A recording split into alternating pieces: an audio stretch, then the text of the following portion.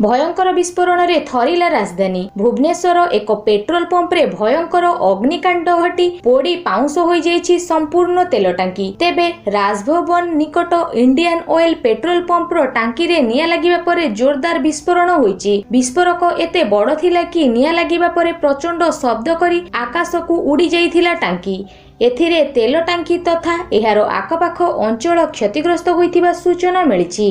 एपटे घटनास्थल रे निया लिभाइबा लगी अग्निशम विभागर 4 रु अधिक टीम पहुंची निया को आयत्त करिबा लगी उद्यम जारी रखिथिबा नै प्राथमिक सूचना रु जणा पड़िछि। तेबे निया लागिथिबा कारणरु वर्तमान सुधा अस्पष्ट रहिथिबा बेले केते जण मृताहत अछंती से नै कोनोसी स्पष्ट सूचना मिली पारि नाही। एपटे निया एते भयंकर रहिथिला जे प्राय 5 किलोमीटर दूररू आकाश को निया उठुथुबार देखिबाकू मिलिथिला। प्रत्यक्षदर्शींकर कहिबा अनुसार निया केमिति लागिला जणा पड़ी नाही, किंतु हठात जोर रे विस्फोरक होइथिला और सारा अंचल पूरा थरी उठिथिला। प्राय 3 किलोमीटर दूरता जाए एही विस्फोरकर झटका अनुभव होइथिला बोली कुहा जाउछि। भयंकर विस्फोरक परे पेट्रोल पंप अंचल रे निया जोड़ी उठिथिला। सूचना पाई पुलिस दमकल बाहिनी पहुंची स्थिति को नियंत्रण रे आनिबाकू उद्यम करूछंती।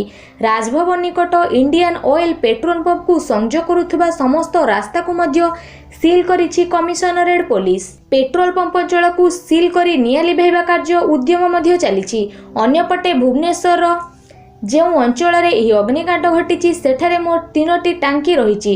तेबे जो टांकी रे विस्फोरण होइछि ताहा संपूर्ण भाबे नष्ट हो जाइथिबा भुवनेश्वर डीसीपी सुधांशु षडंगी सूचना दैछंती।